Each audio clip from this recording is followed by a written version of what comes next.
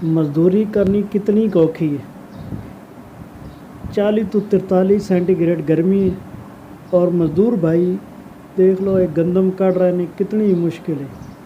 और इधर जड़ा सिट्टा है ना, ये जिसम के नाल इस तरह लगता है जिस तरह सुई नहीं लगती, चुभती हैगी।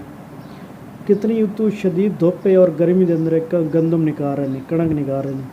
और असी घर के अंदर खुश हो बह के खुश होने कि साड़ी गंदम आ गई, लेकिन गंदम निकालनी या दाने निकालने कितना एक मुश्किल मरहला है। ये मज़दूर भाइयों की हिम्मत है जोड़े सारा दिन और सारी रात चलते हैं थ्रैशर के नाल। हुण कढ़ रहे हैं, उस बाद फिर अगे अगे थ्रैशर जाएगी तो फिर अगे चला जाना।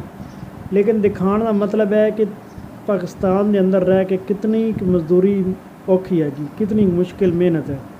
और फिर मेहनत जो फल की वारी आती तो असी फिर पिछे दौड़ते हैं, नहीं है तो बहुत ज़्यादा तुम लै रहे हो तो थोड़े लै रहे हो। तो मैं इस हाथ से वीडियो बनाई कि थोड़ा जहा ना मजदूर भाइयों की सपोर्ट करनी।